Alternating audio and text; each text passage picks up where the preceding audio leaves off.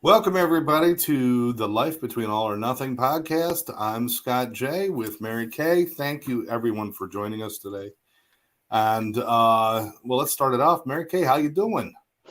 I'm doing great, thank you. I've had an amazing day. How about you? You know what? I've had a good day. We're going into yet another holiday weekend. I mean, last week we were all geared up for the Christmas time, and now this week it's New Year's Eve, which most of us alcoholics out there call amateur hour. Um, yeah, that's when all the non-professional drinkers come out, and of course, being sober, it doesn't have the same excitement that it used to have. But I'm looking forward to starting a new year and writing down 2022 for the first few weeks and being wrong. It's gonna I'm be being weird. wrong. It's gonna be weird writing 2023 on things, but Oh, for sure. I've started practicing. oh, have It's the you? only way. Yeah. It's the Yeah. only way, Scott. It's the only way. Karen's with us already, saying hi, and Karen, Hi. my friend, my business partner, family member, just all around good person. You had a I chance to even speak talked. with her for a while today, huh? I did. I had the honor of speaking with Karen today, and that was an amazing conversation. And we went off on a few tangents and realized that we share a love. We share a dream for having a sanctuary for um, animals and discarded pets and all that sort of thing. So that was quite the conversation. So thank you, Karen. That's awesome. There's people always out Yeah, there who want to save like the lost yeah. animals and unwanted people. I'd like to start a sanctuary for unwanted money. Anybody who's got unwanted money, send it to me. I'll take care of it, and that's what I would like to do. But yeah, I know I'm giving of myself. I understand. It's great. Okay. Beth Glynn is with us, and she says it's always weird. Yeah, changing years, it's always a weird thing at first. And the first thing is like getting used to writing it, and then it's like, well, how is it 2023 already? I mean, Yeah. I remember when it turned 2000 and thought that was the end of the world, and now Well, so it's did everybody, yeah, I right? know, yeah, Y2K, it's like, oh my God, everything's gonna change. yeah, and you know what? Yeah, it did change. I got older. Let's see. Sandy, otherwise known as Mom, is with Hi, us. Sandy Mom. Uh, Karen said the honor was hers to speak with you, Aw. and Beth agrees. Everything is weird, and you know, I think the thing about these years passing is I realize how much older I'm getting, and I notice that like when I'm playing music like 80s music, which is my jam, and And mine. somebody says, "Oh, why are you listening to that like old stuff?" And I'm like, "It's not old. To me, classic rock is still the 60s and 70s. Yeah. No, now classic goes. The 90s is now considered classic. Oh my Um, goodness, really? No. Wow. the That's 90s crazy. was what 23 years ago was the last of the 90s, so the 90s started 33 years ago was when the 90s That's started. Yeah. crazy. Oh my goodness, how old are Okay, so I have to say something because I had another highlight in my day today. And that was getting my seniors discount at Shoppers Drug Mart. Although I have to say I was a little disappointed that she did not ask me for ID. She just took my word for it. And I was like, oh, damn it. I know well, I don't buy alcohol anymore, and I don't buy cigarettes because I don't smoke anymore. I mean, people know I Oh, I still was vape buying and I was I buying vape, probiotics but at the drugstore. there are times when cold medicines or different things they do ask for ID and stuff, and I always feel kind of weird. And so I'll say something like, "Oh, I'm glad you think I'm so young." She goes, "No, I just have to do it with everybody." And I'm like, "Why don't you just humor me and tell me, no, you look very young?" She can humor me, just make me feel good for a Oh minute. yeah. Oh yeah. But that was Uh, another highlight in my day. So Beth is yeah. remembering back when it was 1999. How strange that was. Oh yeah. Remember the 40s? Remember the 40s? How do I even spell that? Yeah, Okay, I don't remember the 40s, so that's Mac the a little Knife, though. I different know there. that's a great song. Mac the Knife. All right. Uh, I don't know why we're on the stage. Oh, but we're talking about like this new year, Yeah. and I know on other shows that I partake in, and there's one or two or 12 others, that I've had a lot of talk recently about, New Year's resolutions and things like that. But I don't do the resolution thing, but I do have some things I say this year I'd really like to get going with this, but I don't do the whole formal resolution because that's pretty much just setting yourself up to fail. Mm, But there are certain things I'd like to do, and I've already started doing them. I'd like to continue to eat healthy this year, continue to hmm start to lose the weight that I'm losing. I would like to add exercise into that program a little bit more than I have been, and those kind of things. What are you looking forward to in the new year? What are some things you'd like to do? I think for me, I want to do a little bit of traveling. I think that's something that's in my future that I can make that happen. Mm-hmm. I want to do, I want to get the message out more to people that we can talk more about mental health. We can talk more about anything that people are hiding or they feel shame around talking about. A couple of weeks ago, or maybe it was last week, I came clean with the fact that I'm a person that lives with anxiety. Mm. And, I've gone all these decades without voicing it and without making it public. And it was time for me to do it because somebody else saw that message and reached out to me for help. And I was able to give some direction there.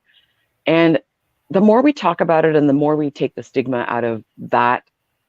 um, out of that, and including addiction, because your work is in addiction training. Um, so I think I want to get the message out more. I want to give people the tools so they can talk more about it. And of course, um, get we got this podcast off the ground, and you and I Yeah. connected, and we thought, wow, we're of the same mind. We have the same kind of goal. We might come at change a little bit differently, but we want the same thing. We want to help people. It's service to others. That's what you and I are both dedicated to. And the more that we can have a forum for that and have people come here and ask questions live, or if they don't want to ask them live, they can connect with either one of us offline. So yeah, for me, it's more getting that message out that you can change. We're here to support you. And of course, we believe in you. Absolutely. I couldn't agree more with the message. And the only way to take the stigma out of things is to bring it to light and to Yeah. give, I like to say, giving things air because the darkness in your soul and all those things that really bother you, the things that haunt you, do not do well in open air. So if you speak them, you're taking away their power and Yes. you're assuming your own power.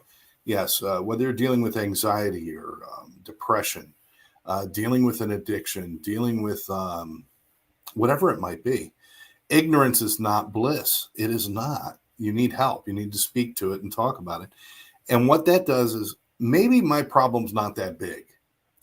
Maybe I've got it handled and covered. But if I don't discuss it, people won't know that I'm somebody they can turn to. That's So, right. you know, That's right.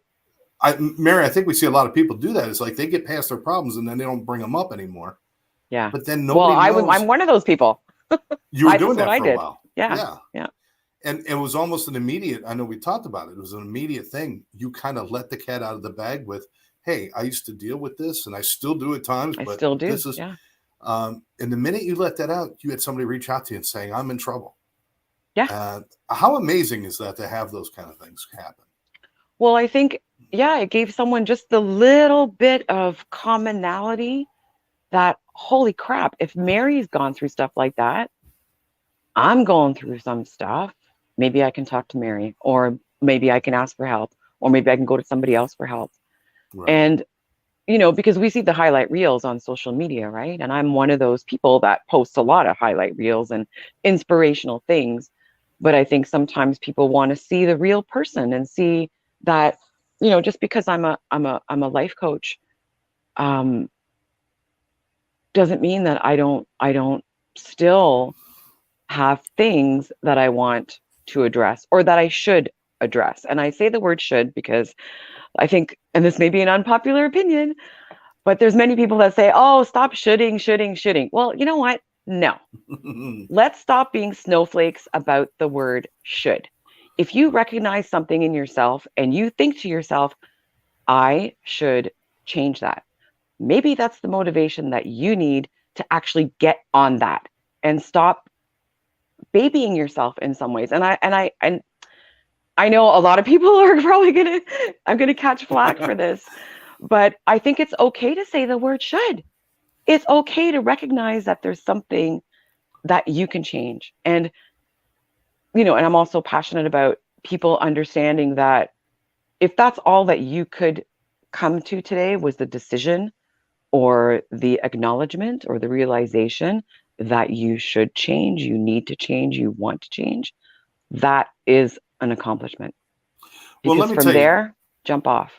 if the word should, if it's a call to action, there's nothing wrong with it. Yes, The house is exactly. on fire. I should get up and get the hell out of the house.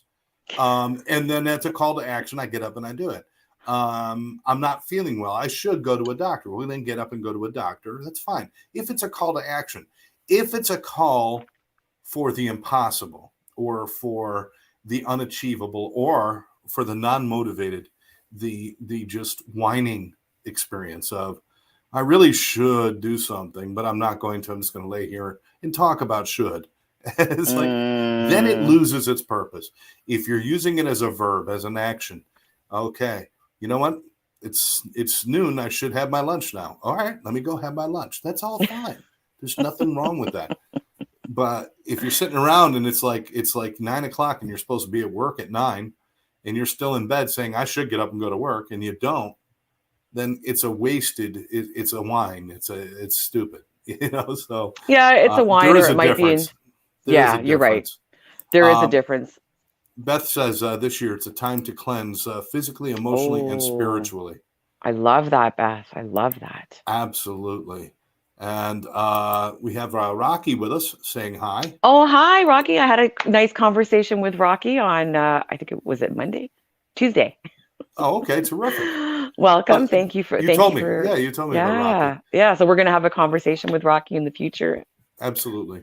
Yeah, The reason problems persist is because of your core belief programming in your subconscious mind.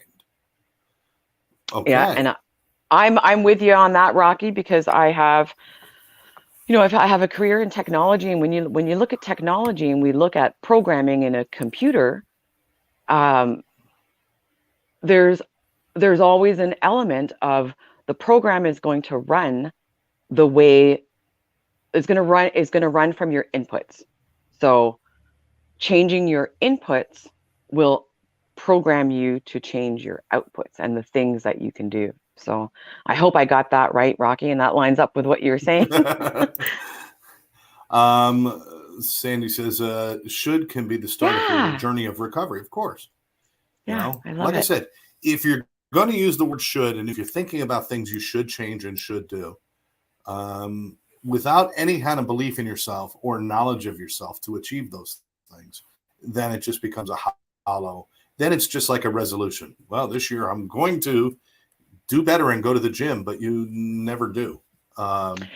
You've got to And follow it's through on those funny, things. and it's funny you bring that up, hollow resolutions, because I have another unpopular opinion this time on vision boards and why they We're don't just full of work. unpopular stuff today. And it's the end of the year. I'm just letting it all out. So vision boards, and you know what? I have vision boards, so I'm not going to say that I don't. Um, I found that having the things up there and going through the exercise of imagining that you already have it and what it's going to feel like, I was actually doing it wrong. And that's why vision boards. So it's not the vision board itself, but it's what I was doing with vision boards. And it actually kind of made me a little bit lazy, because it was satiating that piece of my mind, that anxiety, that tension that's actually a source of motivation. It was squelching that and then letting me sit back and think, oh, I've already got that and I'm good. So there's a balance to utilizing vision boards, and I'd be happy on another show to go through what I do now with vision boards and how it helps me motivate myself. generate the motivation. I think we should do that on a show, and it could be a see it, believe it, achieve it kind of show, Oh, yeah. where a vision board is meant to to keep those things in front of us that we desire and that we want to achieve. I'm not a big fan of the fake it till you make it kind of thing either. No, me neither. Because here's where a lot of human beings tend to end up. I was one of them for a long time. If I get so comfortable in the faking it portion, I never actually have to make it. Yeah, exactly. As long as I have you believing I've got my shit together, I never actually have to have my shit together. Yeah. And that's where sometimes the faking it becomes, when the fake becomes your reality, you're in trouble. So sometimes the envisioning without proper discipline, envisioning can actually stifle you. Well, and let's not leave out competence, because a lot of people look at something, they have an imposter syndrome or imposter belief around something, and they think, oh, I'm not good enough. Well, in most cases, you're right. You're not good enough. So can we get good enough? Yes, we can. And it's your choice to get good enough. And competence, and I don't know, there's a quote somewhere that says competence builds confidence. Like, you generate confidence. It's not something that just is bestowed upon you from the fake it until you make it. It's master the skills. If you realize that you have a skills gap, then it's your responsibility to master that skill if you want to. And you want to get better and you want to get confident. And, just pick one thing and master it and then move on to something else. I think just picking one thing that maybe not that huge, that something that might not take you that long to master, that will build your confidence. And then you can leverage that for the next thing that you want to do. Right, exactly. But one of the things you have to do that is you have to know yourself. Absolutely. You have to keep record of your wins and your losses and understand that they both have places in moving forward. Our wins are about building competence. Wow, if I achieve that, maybe I can achieve this. Our losses are our lessons. Well, okay, I did that. Now, if I don't do it the same way again, I got a shot at doing something right. So, but you can't do that by ignoring who you are as a person and your pathways. And by doing that, you build confidence that way. One of the questions, and we started questions last week, folks, about getting to know yourself. And one of the ones, and this was highlighted for tonight, was what hardships or challenges did you overcome and how did you do it? When's the last time you sat and thought to yourself, because every time we get a new problem, we're like, this is it. This is the one that's going to kill me. This is the one that's going to end my world. This is the one that's going to suck worse than anything in the world. If you really think back, what were some of the real challenges you've had in your life and how did you get through them? And if you can study yourself a little bit, listen, study yourself. We go to school and we study everyone else's history. We study everyone else's history in the world, but we don't look at our own history. Study yourself a little bit and learn from what you have done and realize, well, you know what?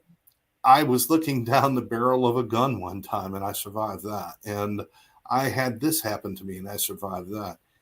Maybe this isn't that big a deal, or maybe it is a big deal, but I also know I do have accomplishments in my life that tell me I might be able to do this. I'm capable. That's right. I'm capable. Yes. I'm capable, because that is living. That is proof that you are capable. And as you said, we don't many of us don't study ourselves, and we are now encouraging people to study themselves and get to know themselves, know what they have to work with. But we spend, like, say you're shopping for something on Amazon, you're looking for a new mic or you're looking for a new camera. Look how much time we put into looking for these things. I mean, I know myself, I even enlist my son to go do some research for me and come back and present them to me so that I can choose the right item. We spend so much time researching and studying other things, and we don't give that gift to ourselves. Right. Right? That's right. People will spend more time shopping for a car than they do shopping for a therapist or a doctor. Yeah. It's because we don't value ourselves at the same level or in the same way, and we really should. Um, but this has all got to do with, this is really all got to do with, do you know yourself enough so that you could look back on your own journey without becoming absorbed in that? You know, when I'm Yeah. studying, when I'm in school and we're studying World War II, nobody dives under their desk. And I'm saying that there are things like PTSD where things do happen, Yes. but we don't dive under our desks. Why? Because we're looking at it objectively and from a perspective of learning. Why can't you do that with yourself? Look at your life objectively and with the perspective of learning and see what accomplishments have you had. Don't discount anything. Yeah. There's people that don't know how to swim. There's people that just don't know how to swim. I learned how to swim. That's an accomplishment in my life. I Yeah. learned how to ride a bike. I used to ride motorcycles. I've done this. I've done that. I've done traveling. I've done a lot of different jobs. These are all things that add up to say, you know what? There's a pretty good resume there. Why do I not believe in this person? I'm capable. I am And capable. and if you're out there with either mental health or, God forbid, with addiction issues, let me tell you something. If you're feeling bad about being an addict or an alcoholic and you found the other side, you found recovery, but you're still ashamed of that, don't be ashamed. Addiction and alcoholism kills 90% of the people who have it. 90%. 10% have a chance to get better. And of those 10%, only 1% of those have lasting recovery, long term. You are not, you are not a statistic. You're not a bad person. You're a winner. You're a survivor. You've done something that all odds are against. If you have made it to recovery, don't be ashamed of being a survivor. Don't be ashamed of that. Look at that and say, I am stronger than I thought I was. I am smarter than I thought I was. I have more drive than I thought I had. I got all the willpower in the world. It takes incredible willpower to survive the lives that we've all lived. We've got everything we need. Just Yeah. all you got to do is look back and gather all that information, put it in front of you and say, holy shit, I could build a winner out of this. Right? Oh, yeah. And I think so. Yeah, we talked about that exercise, and for you, I think, did you call it a timeline? And I call it a "this is me" exercise. Yeah. Yeah. So I'm just going to take a couple of minutes and just explain to our listeners about it. Whether you're listening now or on the replay, this is something that's really easy.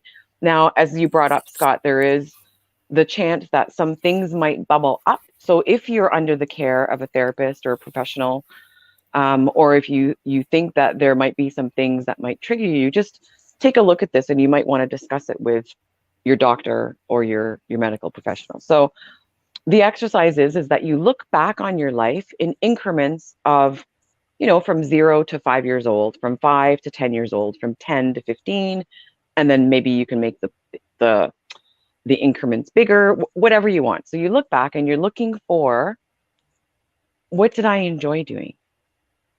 What did I not enjoy doing? What experiences did I have? Like you brought up, I learned to swim. I didn't learn to swim until I was in my teens because I was afraid of the water. And my brother and I decided we were going to go to the local community center where there was a big pool and lifeguards all around the pool. There were 2 or 3 of them. And we're looking at other little tiny kids swimming. And here we are, 16 and 15, and neither of us know how to swim. So I said, okay, well, if I jump in, can you just make sure the lifeguard comes and gets me in case I start drowning? Like, how bad could it be, right? I'm in a safe location. Right. Anyway, it all worked out well, thank goodness. So, yeah, looking back on your life and making a list and actually writing these things down, because later down the road, isn't it great if you have a list of 20 things that you know that you liked in your life? Now, your taste may have changed. Your You may have some things that you feel shame around and you want to redeem yourself. You may have some skills that you're like, oh, that's actually kind of a weakness, and I want to do better with that, or I should do better with that, and I'm going to make a plan to do it. So that timeline exercise, put it in decades, in 5-year increments, whatever you want, and write everything down. And it will just give you a quick picture of what you've got to work with so that you can make the changes that you want to make. At least you know what your tools are and what's under the hood. I think we talked about what was Yeah, under the yeah, hood last time. yeah, exactly. Yeah. Exactly. Let me throw some comments up here. Rocky's got a few things to say. Motivation is yesterday's news. Today is all about heart energy, which we tend to run away from. But allowing yourself to be inspired versus motivated is a great, huge gap.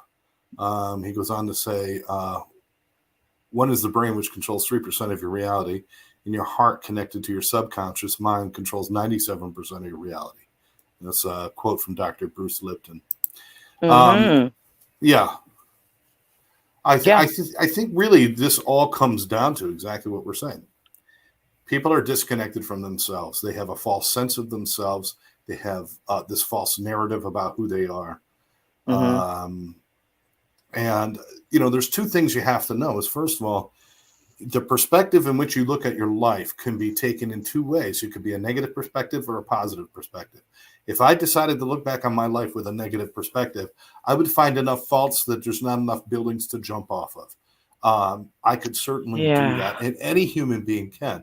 Or I could look back with that positive learning perspective where good, bad, or indifferent, there's something in everything. And if you could adopt that perspective looking at yourself, which is a difficult thing to do, Mm-hmm. then you end up with this almost encyclopedic novel of knowledge that has so much stuff in it. There's so many experiences that we took for granted, but are amazing experiences. Everybody's got them.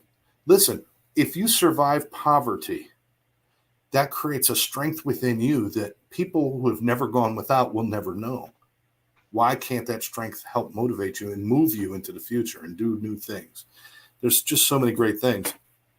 Well, The other thing is just turning your past off and trying. Everybody's almost turn over a new leaf. I'm going to start a new chapter. Okay. But they assume when you start a new chapter, their assumption is you forget about all the other chapters. Well, I want you to right. think about writing a book. And if every new chapter ignored what was written in the chapter before it, the book would be the most insane, psychotic piece of writing since Charlie Manson wrote stuff down in his cave. I just, you've got to look at your narrative to build the next chapter. You get to change it. You get to take it in new directions, but you have to bring everything with you, or else it would make no sense. Yeah. I could write one chapter, and in that chapter, I'm married, I got kids, and then it's like, well, I had a hard time with that. Next chapter, never married, never had kids. How can you do that? You can't do that. That's right. There is no erasing that past, but you can erase that writing that's on the wall for your future, right? That Right.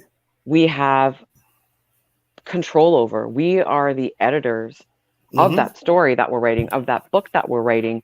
And you don't have to give the pen to anybody else anymore Right. if that's what you've been doing. And so yeah, do we have any questions that we want to share Yeah. with our viewers? So if you guys please join in and let us know what you're thinking. Um, Here's a question that I didn't ask last week, but this is an important way to kind of get in touch with some of your youth. And by the way, if you have a hard time getting in touch with your younger self, music is a great way to do that. Mm, Think about the music that you heard when you were living at home. What did your parents listen to? And sometimes if you sit and you try to do some reflection and you're playing that music at the same time, it will actually open up pathways of your brain to different memories and different things. So it's just music is a wonderful tool. I will tell you all day long that there's not a pill or a medical treatment on earth that compares to what music can do to the human brain and heart and oh, soul and spirit. Nothing. beautiful. And Nothing. so one of those songs for me was Tom Jones. It's Not Unusual. I love that song. And then of course it came back with the Fresh Prince of Bel-Air with Carlton doing the Carlton dance, right? Yes. And actually having Tom Jones on the show, which was amazing. And Uh, you know what else music does for me too is when I listen, because I'm a lyrics person as well, yeah. I want to visualize what's going on in the song. And I see those lyrics or I listen to those lyrics. And when a song goes into a thought that I've thought before, a bad thought or a bad situation, it reminds me that I'm not alone. At least the songwriter knows what the heck I'm feeling, right? It makes me feel, yeah, it's a form of therapy. It's a form of therapy for sure. Absolutely. And I love that song too. Tom Jones, my Welsh brother there. It's not unusual. I love that. Oh, Gotta people love are going that. to start throwing their underwear at Oh you, Scott. yes. Yes. The other song you did, Delilah, which was so good. Oh yeah. Anyway, so So the the question is, what did you want to be when you were younger? When you were younger, what did you envision your life being? And okay, everybody. I wanted to be a cowboy. I wanted to be a policeman or a fireman or something like that. But even those dreams, they have something in them. It was mm. about I wanted something that was going to make me excited and make me feel good and do this stuff. Nobody said I want to be an accountant. Um, I think some people did. I know oh, Karen's got a maybe great love for numbers. yes. um, but there's, you know, see, I didn't, when I went to school and I was young, I dreamed about being on TV and radio, and I dreamed about being an actor and a singer and all that stuff. I never dreamed about, selling drugs on the corner, and I never dreamed about buying drugs on the corner or being a fall down drunk or sitting in jail. I Mm, never dreamed about any of those things. But it's the direction my life took because I lost the yeah. connection to the child in me that wanted things that were good and happy and fulfilling. And I'm not saying we all should grow up and be a fireman. And yes, there are accountants who are awesome out there. I don't want to piss them off either. Yeah. But having a connection to that child that could so honestly just say, I want to be this. There's so much honesty in that as a child. And as an adult, it's like, you know, people joke all the time. I don't know what I want to. They're in their 30s or 40s, saying, I don't know what I want to be when I grow up." And the sadness of the statement is they really don't know what they want to be. They Hmm. don't. They don't have that unfiltered, unbridled access to themselves that they had as a child. And trying to reestablish that contact is a very difficult thing, and you've got to get to know yourself to be able to do that. You Yeah, know? I agree with that. And I think there's one there are some things that people can do to get in touch. One of the things that I do is visualization and imagination. So I have gone back and talked to myself at that age, little Maria. I've gone back and talked to her and told her, thanks for waiting for me for this long, because it took me a long time to get over and get at the trauma that I suffered as a child from bullying.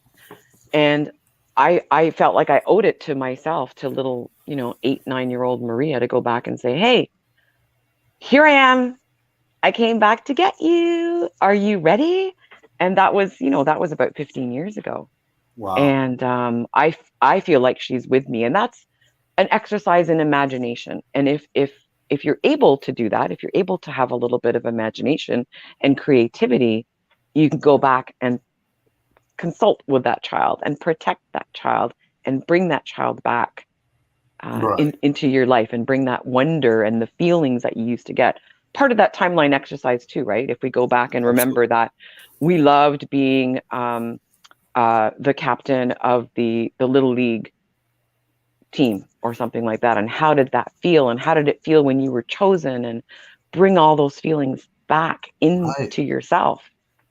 And what was the great thing about that? A lot of times it was about working as a team with people and celebrating as a team. Yeah, There's so many things you can do in your life that can include that. But just because you're not wearing a baseball hat and swinging a bat anymore, people give up on that instead of saying, what was the real part of that I liked?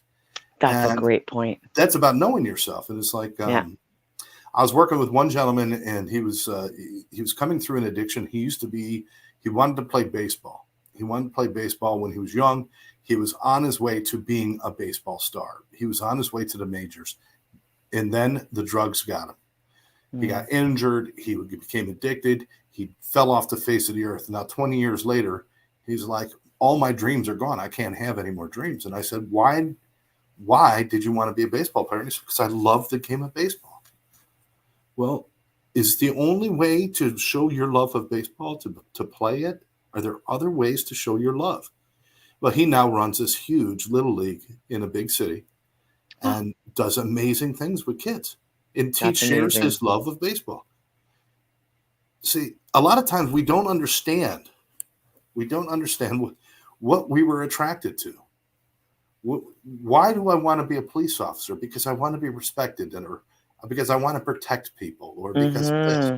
Well, you know what? You can protect people in a million other ways.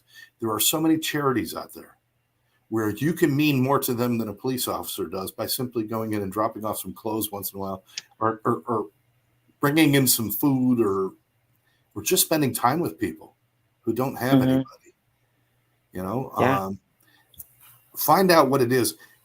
Here's a question you could ask yourself. If you really want to know yourself, if you answer this question for yourself, what is success for you? What does success mean to you? Now, let's all be honest. Our first answer is money, because that's what society says success is. It's money, it's cars, it's bigger homes, it's all that. But what is it inside of you? To me, it used to be about that stuff. And then I had to dig in deeper and say, what do I really, really want? What is my real desire? Achieving what you desire is success. So what is it I desire? And what I desired was to feel that I have purpose and to know that the things I do matter. That's Mm-hmm. so I found success in that part of my life. But ask yourself honestly, if you're chasing dreams, but you don't know what the end result, what you're looking for, you're going to have a hard time, aren't you? Mm-hmm. It's tough. Uh, Definitely going to have a hard time, and these things change as well, and my it goes mom, to our my mom is programming. my mom is telling on me here. What did She you says say? You want it? I wanted to produce movies. So I actually used to make movies with my brothers, and there's this kid Don Friedrichsen used to live down the street. We used to make little Star Wars movies, Love uh, it. and now I produce shows all the time. Yeah, I do. There you go. You live in the dream, Scott. I'm You live in the I'm dream. I'm living the dream in my studio. I Uh, love it. I love it. but that's something to something to consider is how do you define success in your life, Mary?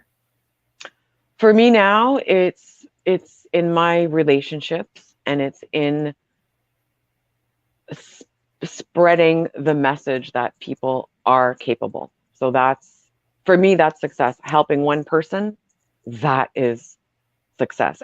But it's changed, because in my early 40s, as a brand new single, and a brand new single mom, and still I'm a single income household here. Um, yeah, money was going to define the success.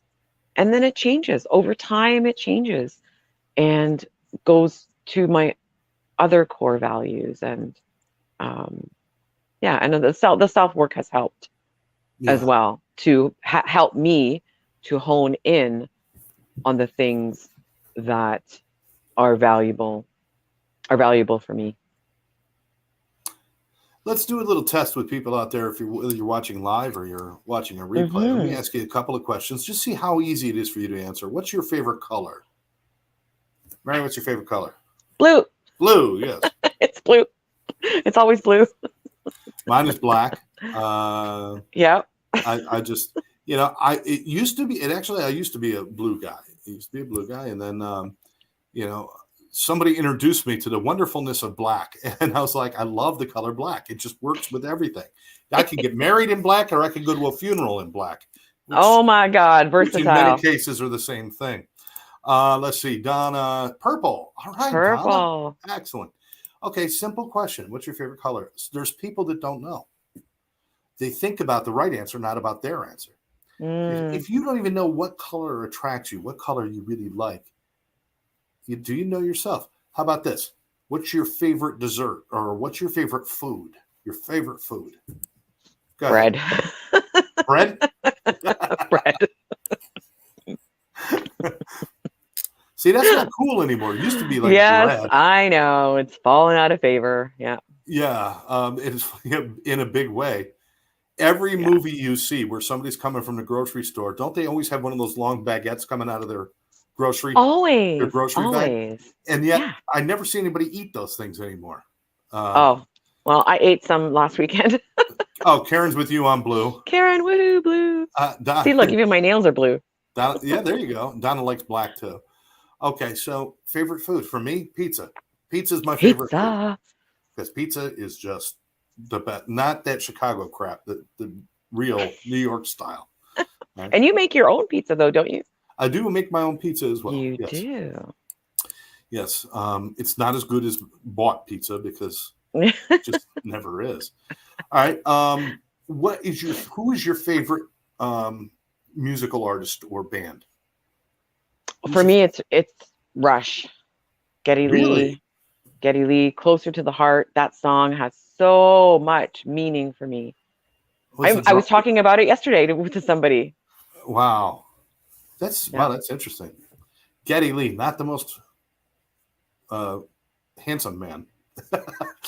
Well, but beautiful inside, right? Beautiful I inside. think What a voice. the lyrics, and Queen. Yeah, yeah, for sure. I Queen, saw of Kieran's course. comments. And I did get a chance to see Freddie Mercury before he passed. It was an awesome, Yeah, one of the best concerts I ever saw. Mine is the Beatles. It's a quick yeah. go-to for me. But there's people that sit and think, well, I like everything. Nobody likes everything. It's like you know how annoying it is to be with somebody who doesn't know what they want. Hey, let's go out to dinner. Where do you want to go? I don't care. Anything's fine. All right, well, But it's not. let's go get tacos. No, I don't want tacos. Yeah, Well, then I've been there. everything's not fine. Tell me what you want. There's I've people been that there. will not simply go out and express what they want. Oh, only a mom could say this. My mom loves Leonard Leonard Cohen and Cohen Scott and Jones. Scott Jones. Oh my Favorite God, musical artist. Thank you very much. I love it. That's I love it. I'm blushing actually. You should. I Thank know. you. That's awesome that your mom would say that and mean Um, it. yeah, yeah. So those simple little questions about colors and music and food. What makes you the most happy? What is the activity? Not the activity, not world peace, because world peace doesn't make people happy. It just makes people calmer. Um, what is the activity that makes you the most happy? And people they can't say it. They can't say it. What would it be for you? All right. Walking in nature and hugging trees. I mean, and hugging people too. So hugging trees, hugging people. If I'm out there with my camera and I'm connecting with, a white-tailed deer staring into my eyes, or having chickadees flying all around my head and landing on my Yeah. forehead, connecting with nature is one of my most favorite activities. How about you? Playing music. Mm, Probably painting is a close second, but just playing music or listening, like being at my friends, either me playing or watching my friends play. Like I got a lot of friends in hmm bands. It's just, to me, it's just the happiest. I love. There's so many things that I love doing too. That given if you asked me if we were standing outside and we were near the ocean, I'd say being on a sailboat because I love that too. It depends on the Yeah. moment. But I've got so many things to draw upon because I actually know where my joy lies. But Mm. there's people who don't. What makes me happy? I don't know. I don't know what makes me happy. Well, where are you going with your life if you can't decide what makes you happy? Yeah. That's Well, maybe they're afraid to taste. Because I think you can go out and experiment and taste different experiences. absolutely Hmm try new things. Try Yeah, new you things. just started painting. You weren't I painting just before. no. I started painting in 2022, so I've been painting for A now year. 10 and a half months. About 10 because it Wow. started in February. 10 and a half months. Okay. I've completed, you see some of the work behind me, but I've completed, I don't know, maybe 30 something paintings that I'm very happy with and proud of. Wow. I've sold a couple. I'm going to be selling some more. I'm constantly, last night, I just got like a bug in me and I had to paint and I painted last night.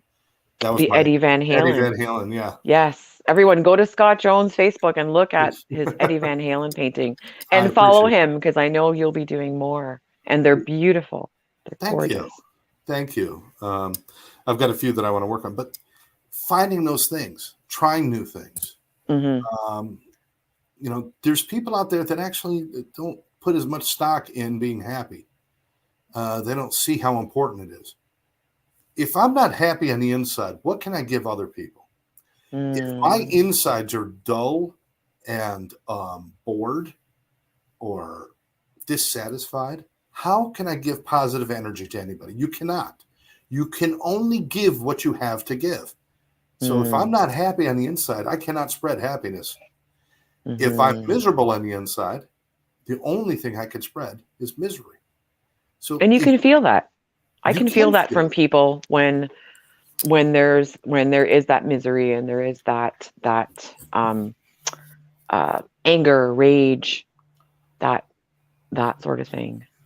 Right. And we can do something about it. And even if that's what you're feeling, people that are watching now, if you're having those feelings and you don't want to have those feelings, you can make changes. And it's one step at a time, one response at a time.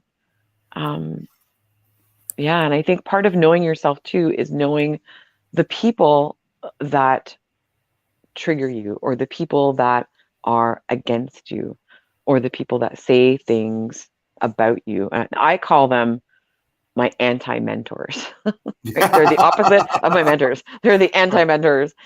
And sometimes I have to admit that there are some things that they say that are actually valid, which is why I haven't gotten rid of all of them. Right. Because Right. I think sometimes we need a sanity check. And it's good to know the people that you can go and take them an idea and they might tell you why it's crazy, right? And one of those things might be true. And that might be a good thing to know. So that's another part of knowing yourself, is identifying those anti-mentors. Yeah. Yeah. Exactly. If people trigger you, Mm, it's easy to say, okay, well, I'm not going to go around those people. yeah. But and it's a little more difficult to say, why am I triggered? Mm, And because just because I made those people go away, the trigger still exists. Why am I walking around with the trigger? And what is a trigger? A trigger is just it's kind of a pathway to whatever the corruption is, or the broken piece is, or the problem is. mm, That's all it is. It's a pathway to that problem. The trigger itself is meaningless. The right. fact that I get triggered if somebody calls me a loser or an ass or jackass or whatever. There's a lot of. I'm not going to say any of the bad words because Yeah. Okay. I'm Good. trying Good. to be better. PG Uh, 13. I get I get triggered by somebody insulting me. Okay, well, the trigger itself is the insult. Me avoiding the insult, yeah, it means my trigger doesn't go off, but the trigger still exists. Maybe what I need to do, instead of looking at them and looking at the trigger, is to say, what is that trigger lighting? It's like a switch, people. If I flick a switch, I don't stare at the switch. I look for the reaction and find out what's going to happen. And it's the light coming on. So if somebody's flipping my switch on the outside, what's it doing inside? What is it lighting up in there? Maybe it's lighting up because I never felt good enough. Maybe it's lighting up that I'm Yeah. insecure. Maybe it's lighting up that my father used to call me a loser, or because of this, or because of that. Once I deal with that, the trigger no longer exists. The Yeah. trigger And no longer exists. I So, agree. That's a good point. And you have to dig deep but to being get to around those negative things. people is a drain to begin with. I don't suggest that. It's a drain. Yeah. But Not 24 hours a day. no, because we learn as much from the negative people as we do from the positive people, Yeah, certainly, we do. because and if the lesson is nothing more than thank God I'm not like that, Yeah.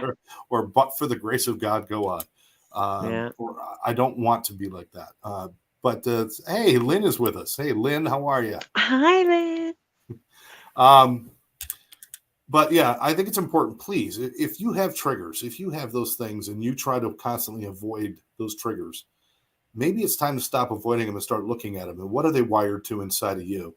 Fix that problem, and you will no longer have that trigger. A Yeah. trigger is simply a problem you have not dealt with yet. That's all it is. Yeah. And ask for help, because sometimes we can't do this by ourselves She says, "Bummer, I and we was need late. help. Love you guys." No, Oh, love you too. we can't do it by ourselves. And Yeah. Lynn comes on at a perfect time. We couldn't put these. We've got a network of friends that are podcasters, and we're all starting to do these things together. If it was just one of us out there all by themselves, it wouldn't be as good. It wouldn't be as powerful. But when we get all Yeah. these people linked together, they're all walking in the same direction and wanting the same things. Boy, there's so much power in that. It teaches Yeah. us that. Power in the collective. Yes, it teaches us that. And it's not about conformity and everybody doing things the same, because we're all completely different. Mm-hmm. But what we are doing is all moving in a positive direction. And it's great. Lynn's right. It's better as a tribe. As a Absolutely. tribe. Yep. Yep. Absolutely. We can But all as a watch part out of for that each tribe, other. you got to know yourself. You got to know Yes. yourself. You know, one of the things that's interesting is you and I talk about this a lot when we're not on the air, but and there's a few other people that I've come across that later in life, all my life I've spent trying to create and or fix and or hold together with duct tape and baling wire relationships because I was so afraid of being alone. I can And relate. most of my life was spent doing that. And unfortunately, people get hurt when you do that. Because if you're holding a relationship together with duct tape and baling wire, you're pretty much constraining yourself and the person you're with. You're like, we got to hold this all together, and you're just, it's so tense. Yeah. And I talked about this with you recently. I even had a conversation with Therese today about this. It was, when you start to live alone and you're doing some of that inner work and that inner journey, you start to realize, hey, this ain't so bad. This is actually a great opportunity to get to know myself. And It is. it's not a horrible thing anymore. And now relationships, whether they're friendships or closer than friendships or whatever they might be, they naturally form in my life. I don't have to force them anymore because I have a relationship Mm-hmm. with the one person I need to have it with, which is me. Yeah. Did you find that too? And I did find that too, and I'm glad you brought that up because I actually had an insight today as I was doing some digging around this very topic of romantic relationships. And the thing that came up for me was um, that beneath all of that, I don't feel like I deserve it. So that's a belief, and I recognize that as a Mhm. belief. I don't feel like I deserve it, and digging deeper and deeper because okay, what's behind the not deserving it?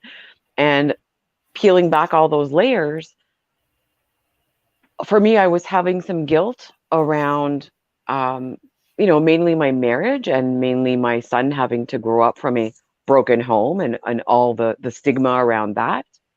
And yeah, and even before that, things, me dumping my boyfriend in high school, right?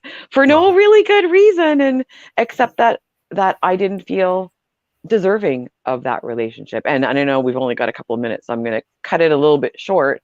And so tracing it back, it went even further back into my elementary school years where people told me I didn't deserve things. People told me I looked different. People told me that I talked funny.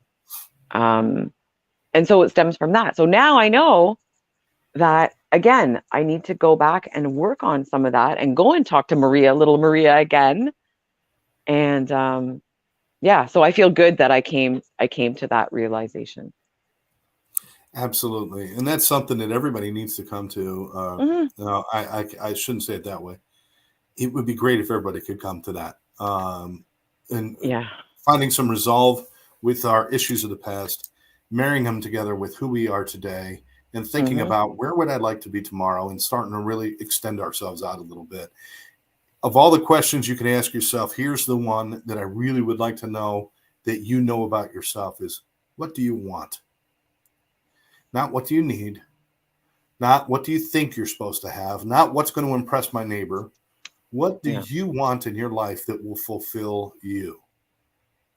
When you can answer that question, you're well on your path to being a happy, healthy human being. That's a Yeah. difficult question to ask because so many people sit around saying, I don't even know what to do. I don't even know. I don't even know what I want. I think I want something and then I get it and I realize it's not really what I want. Just what do you want?